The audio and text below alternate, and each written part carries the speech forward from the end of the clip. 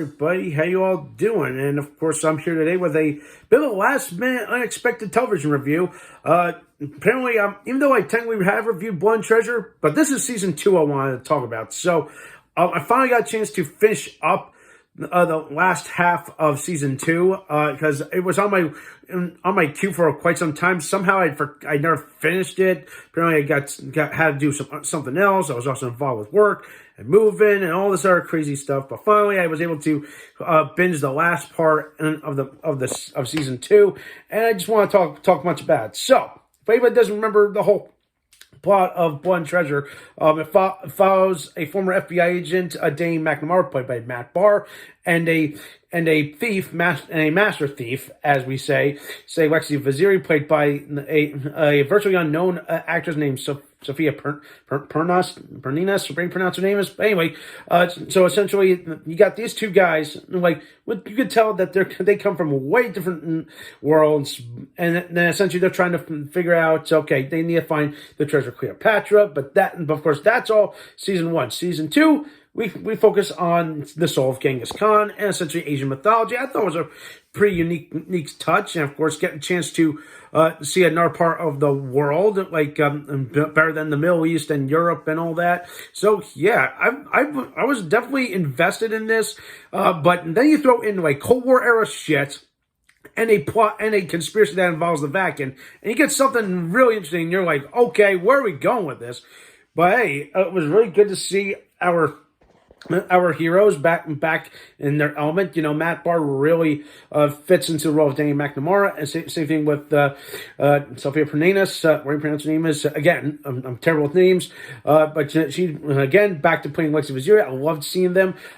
Seeing most of our returning characters come back from the first season, with the exception of John Larroquette. I was a little miffed. Why? But of course, I have a feeling because I don't know if anybody knew about this, but the pandemic happened when they were filming the second season, so a lot of this was put on hold, and obviously, pretty sure Larroquette didn't want to do all the damn traveling and all that stuff. That makes perfect sense. Not to mention, he's now back on the Night Court reboot. So hey, there you go. So he's back being Dan Fielding. But hey, I will say that at least they give John Larroquette's character a good send off, and they kind of bring in something better, and a great plot and subplot, and great characters to build. And overall, I really found it to be very enjoyable. I would say some of the episodes were hit or miss. I think it was more like some of the middle episodes, but I think the last half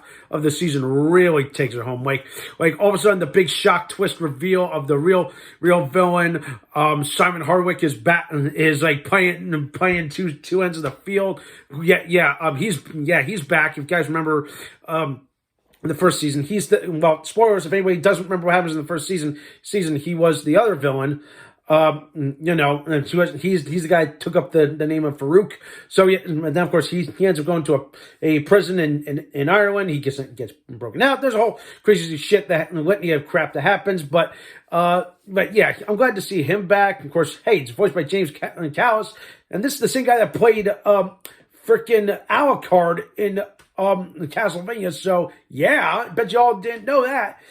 So yeah, I'm glad to see all these great names. The story was really good. The final 2 episodes, in my opinion, were probably the end of my excitement, because I was like, what is going to happen? Are we going to finally find this artifact that they've been looking for? Yes, they finally do it. Then we get the big shock twist, the big shock final conspiracy, the world's in a meltdown, and of course, in a very bit of a poor taste, in my opinion, like they kind of pull off a pseudo pandemic style thing to shoe in. Of course, I'm like, really? Again, I hate this. Stop using some kind of pandemic in your medium. Okay, we get it. It happened. But aside that, the final part really takes it home and leaves the door open for a potential third outing.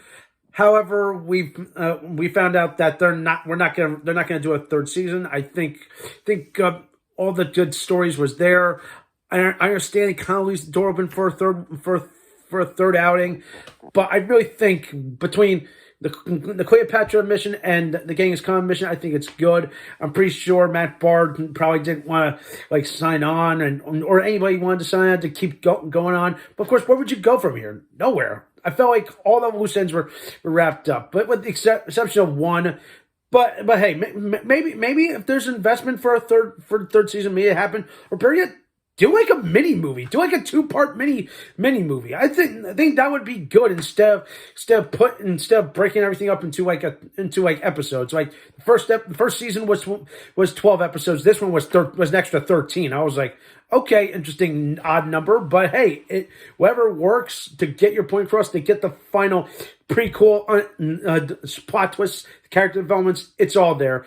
And of course, it's a great modern day Indiana Jones, which I'm excited for the next movie. But overall, season 2 definitely is just good, if not as good as the first season. So season 2, in my book, I'm going to give season 2 an 8 out of 10. It's almost perfect. It sets up everything. Everything's there. Like, it makes me happy just to see more of them on this world travel adventures. And despite everything that happened behind the scenes, with the pandemic, and of course the fact we're not going to see them again. But hey, let's just hope, okay? I would have loved to see a movie someday. If any Blood Treasure fans out there, let me know. Do you think there should be a movie, or do you think there will be a third season if there's demand? All right. So that does it for today. Don't forget to subscribe to my channel. Stay tuned for some more awesome and exciting videos.